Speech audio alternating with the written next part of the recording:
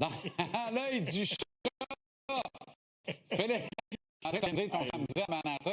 Oui, exact, parce qu'on va faire le match samedi contre les Rangers. Oui. Là, j'ai cru comprendre, il y a un match de basketball à midi. À midi et demi. Puis ça va se finir vers 3h, 3h30. Oui, maximum.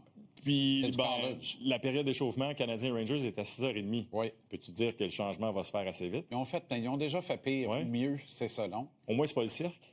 Ben c'est ça. C'est ça. L'odeur va être meilleure. Le Grand Rio, hein, c'est le Florida qui joue à Madison Square Garden à midi samedi. Bon, ben, 7 pieds plus un charage. Hein? C'est ça. Ça se peut pas. Il est grand, ça n'a pas de bon sens.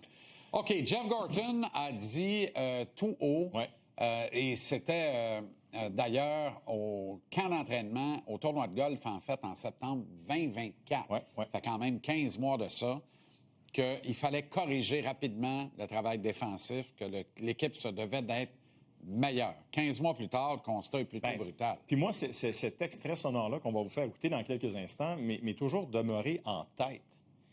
Le grand patron des Canadiens voulait à ce moment-là que son équipe s'améliore défensivement. Écoutons ce qu'il a dit il y a 2 ans. If you look, it's pretty clear that we'd have to be, we know we have to be better in our own zone and keep the puck out of our net, cut down on our chances for sure defensively. Bon, ça c'est un message qui était clair, là, lancé par le grand patron hockey des Canadiens. Puis je m'amuse toujours avec les statistiques. Allons voir les statistiques, là.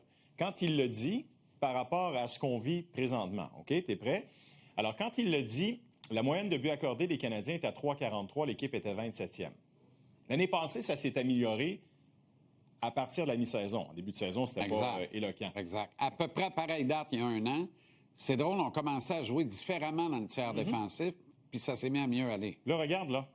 On est à 3,55, la moyenne de buts accordés. C'est pire qu'en 2024, avant-dernier de la Ligue nationale de hockey. Puis j'ai un autre tableau pour toi, OK? Puis ça commence vraiment à... Je sais pas, ça me gosse pas mal, là. 13 fois en 29 parties, l'équipe a donné 4 buts ou plus. Donc, on est presque à un match sur 2. Puis 8 fois en 29 parties, c'est 5 buts accordés ou plus. Donc, un match sur 4. Plus qu'un match sur 4. Plus qu'un match sur 4. Tu as raison, à 27 J'arrondissais, là. Mais c'est simplement pour te dire, je ne suis pas un analyste, là. Je suis un gars de faits, un gars de stats, là. Mais ça ne ment pas. Ton titre est excellent, d'ailleurs. La chaîne débarque. Bien, c'est ça. Encore hier, la chaîne débarque pas à peu près, là. Oui. Puis il y a des séquences où... Il y a des séquences qui font qu'invariablement, avant longtemps, il y a des gens qui vont dire « On donnait 9,5 millions à ce gars-là. Est-ce qu'on comprend mieux pourquoi les Islanders sont pas fâchés de la transaction qu'ils ont complétée? » Tu te souviens... En parlant de Noah Dobson, c'est un rendement qui est inquiétant, qu'on le veuille ou non. Moi, ça m'inquiète beaucoup, là. Tu te souviens, c'est quoi, il y a 6, 7, 8 semaines, j'étais avec toi ici, puis je t'avais dit... j'ai fait aller mes nombreux contacts pour comprendre pourquoi les Islanders auraient été intéressés à s'en départir. C'était pourquoi. Puis ce que je t'avais dit, puis ce que mes contacts m'avaient dit, on m'avait dit très bon patin, capable de produire en attaque, mais défensivement, par moment, il l'échappe. Il faut savoir bien défendre. Et si tu défends moins bien, ça a un prix. Fait que les Islanders avaient établi le prix maximal pour un gars qui défend moins bien. Le Canadien a pensé qu'il défendait mieux que ça, visiblement. Là, hier, ou que son physique d'Apollon allait servir davantage, ça ne sert pas tant que ça. Mais je pense pas que c'est un gars qui... Il n'y a pas la hargne. C'est ça, il n'y a pas de la rage en lui. C'est un bon patineur, un sacré bon coéquipier. Il est capable de produire, il le fait. Il a ramassé 70 points dans la Ligue comme défenseur. C'est pas donné à tout le monde. Moi, hier, la séquence, là, quand il a échappé la rondelle, puis on va vous la présenter sur le but d'Homberg, j'ai pas aimé ça. Est-ce que tu peux m'expliquer pourquoi il ne peut pas prendre la rondelle? Puis là, revenir, je sais qu'il est en fin de présence, là. Mais ça, moi, j'ai pas aimé ça. J'ai pas aimé ça il y a 2-3 semaines à Columbus quand il a laissé le gars s'en aller vers le filet. Je trouve que par moment, là, l'échantillon est quand même petit, mais je trouve que par moment, Dobson, le meilleur mot que je peux me servir, là, est mou défensivement. Je le trouve mou défensivement par moment.